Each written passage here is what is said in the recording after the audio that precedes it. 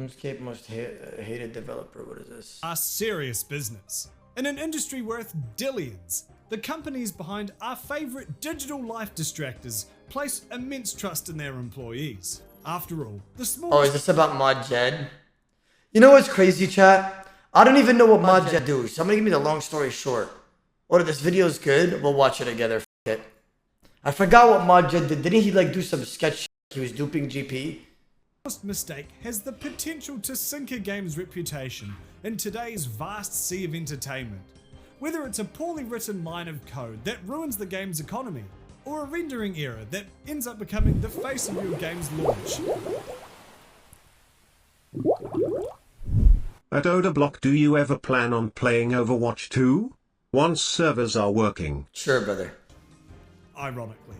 So, imagine the scandal that ensues when one of your employees abuses their access to back-end systems to steal over $250,000 from other players, all the while feeding insider information to their in-game clan, designing content that specifically favors said clan, and possibly helping them win official esports tournaments worth $20,000. Welcome back to Mini Scandals. This is the Why isn't that getting longer? story of Jed Sanderson.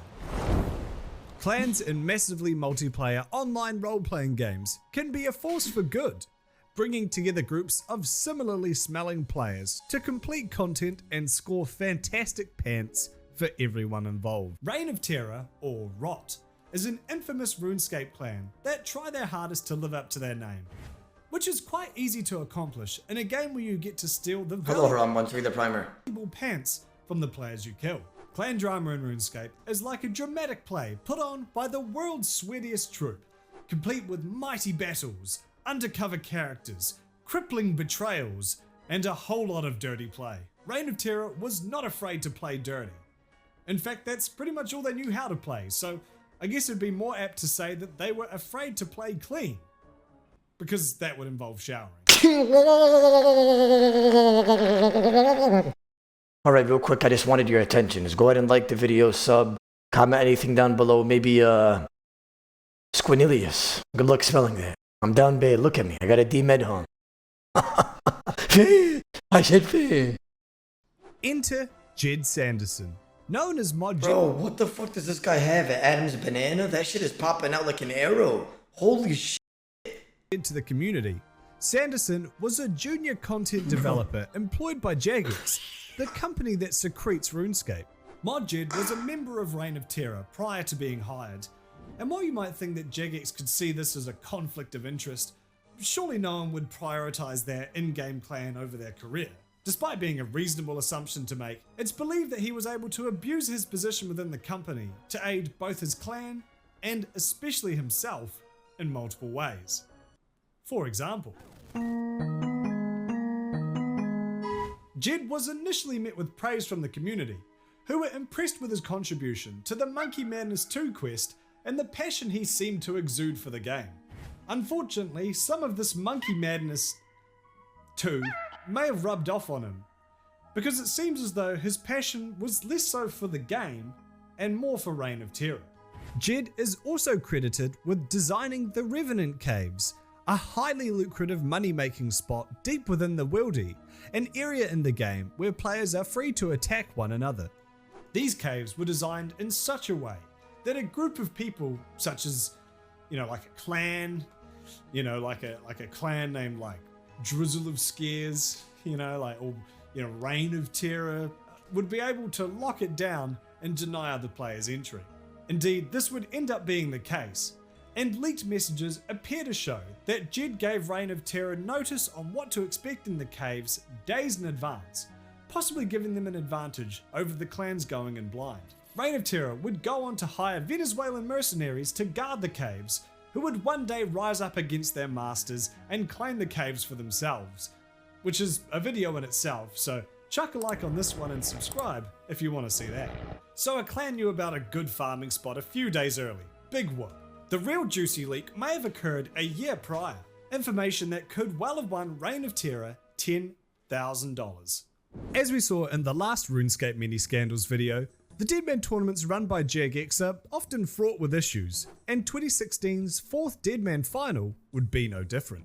Now, if you aren't hip with the youth of today, well, that means you're more likely to know what a Deadman tournament is, but if you don't, it's where Jagex sets up special fresh servers where players have a week to level up a character as much as they can, before everybody fights to the death, the winner making off with a substantial cash prize. Much like Battle Royale games such as Fortnite. The fuck is this? Is it Peter Griffin skin in Fortnite? PUBG, and Forza Horizon 2 Car Pass, a deadly fog slowly cuts off portions of the world, funneling players into the same space so that they're forced to fight. Usually. Imagine then if you could predict where this final safe space would be, and the immense tactical advantage you would gain by parking your clan there and sack-tapping any combatants who entered. Take a guess which clan found themselves in this safe space hours before the fog rolled in. The final location of this tournament, Al Kharid Palace, was especially advantageous to hold, as there was only one entrance that turned into a massive bottleneck. Ooh, that's kind of small. Which ROT members could easily defend, leading to their victory. In fairness to Jed and ROT, ex-RuneScape mod Matt K conceded that while it was entirely possible for Jed to have access to that information, he believes it was unlikely he leaked it. But there was no way he leaked the end game, like days before, or how was that even decided? No, I don't think he could have done. You could easily find it out, but I don't think he was that involved with them back in the first few. 2017's Deadman tournament, on the other hand, was won by... Yeah, that's so cringe, bro. Like, and you know what's crazy? When somebody would get disconnected in the DMM tournament, the cast members would go like this. It seems like he's not hitting anymore, and maybe it's some sort of tactic or something. Why? He's going for the AFK and then attacking him moment. Like, they would just make some up to act like he didn't get DDoS. Like, the casters would literally make chat. They would literally make up to act like he didn't get DC'd. Like, he didn't get DDoS. He'd be like, he's doing a trick here. He's gonna act like he's AFK and then smack him out here, cunt. He's waiting for the right moment. Looks like it didn't work out for him. Nice try though from Rot moment over there destroying his opponent. Like, they're just so cringe, man. Like, they're just so cringe. Like whenever somebody got DDoSed or disconnected, like you could tell like somebody got booted offline. Like, they just play it off and act like nothing happened. It's so sad. And what a pure spam, bro. Pure spam would make some shit up. He would be like, looks like a bird flew in his window and hit the router. Unlucky for him though, mate. Could try again next year when it registers. Like, he did. Like Ian just knows how to talk well in terms of those situations. Like, he'll just like say some bullshit and I'll blame it on RuneScape or the members. DDoSing is short for Distributed Denial of Service, and basically involves overloading someone's internet connection with so much traffic that it has to step outside for a quick smoke to calm down, disconnecting them from the service in the meantime. Thankfully, this is all quite illegal, as well as requiring the IP address of the personal service you're trying to attack. Information the standard RuneScape player probably wouldn't have access to, unless they were, say, a junior content developer working for Jagex. After learning from the bottleneck problem the previous year, 2017's Deadman mode saw the final 200 players teleported to small islands, where they were then randomly divided and forced to fight to the death. These players were whittled down to the final 4, including one member of ROT, who used his superior knowledge of the game to outwit his opponents and come out on top. Is what I would like to say, but instead, both of his opponents mysteriously disconnected mid-fight, making them... Let me guess. That's a trick here, mate. So he wanted to act like he was AFK, but somehow the ROT member destroyed him before he could make a trick on him. Some shit like that. They would say some shit like that. Targets for him, with the mounting accusations against him even prompting several news articles. While most likely a symbolic gesture, he attempted to calm the community by announcing that he would be stepping down as a member of ROT. Now, it is entirely possible that Jed had nothing to do with the Deadman fiasco, a sentiment again echoed by mod Matt K. But it is interesting that Reign of Terror have been unable to win a Deadman tournament since Jed was fired from Jagex. That's convenient, ain't it, mate? Oh, you're wondering why Jed was fired? Well, all he did was Steal over Up until- $250,000 worth of gold. Like, bro, like that motherfucker was money laundering on RuneScape. Like, what a chat. when Reddit user MazrimLol posted to the 2007 Scape subreddit, complaining that their account had been hacked and 45 billion gold had been stolen. As we saw in the coverage of and 45 One response is being accused of my fault. I had only ever logged in. billion gold had been stolen. As we saw in the coverage of Venezuela, Yo! That boy killing Zora! ex-Jagex mod Matt K confirms that Modjed was using Jagex's back-end account recovery system in order to recover accounts. The process you use when you need to have your password reset or email changed because you can't log in. Using these moderator tools, he would instead send the details to himself, log into these recovered accounts, and then make off with all of the valuables inside. Following an investigation, Jagex put out an important announcement, which goes over the situation in exceptionally vague terms. They state that an employee has been dismissed following gross misuse of moderator privileges.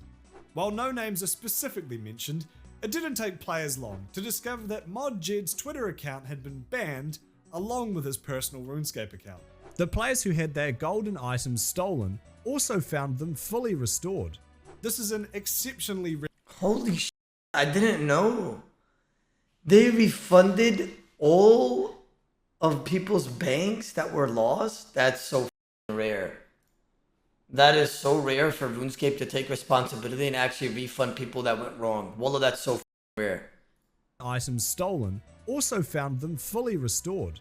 This is an exceptionally rare move from Jagex, who didn't even restore items during the Oh wait, I remember when they did do that, and everybody was logging into their accounts like, maybe they put GP on my account, because I remember doing that. Like, I tried logging in to see if I got GP too. I was like, I didn't get hacked, but maybe they f***ed up and gave me GP. You know, like, I got mad happy that day, I remember, like, I don't know about you guys, but I logged in to see if I got any GP. As for getting his job back, well, no.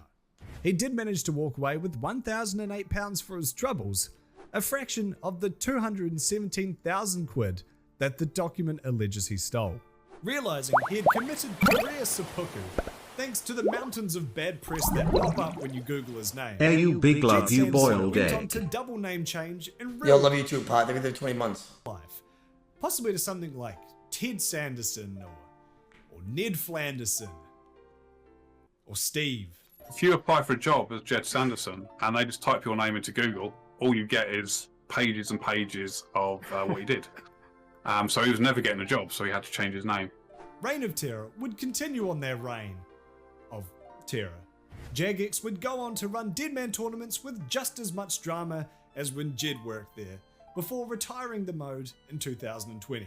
Many kudos would continue his long tradition of not knowing how to end a video.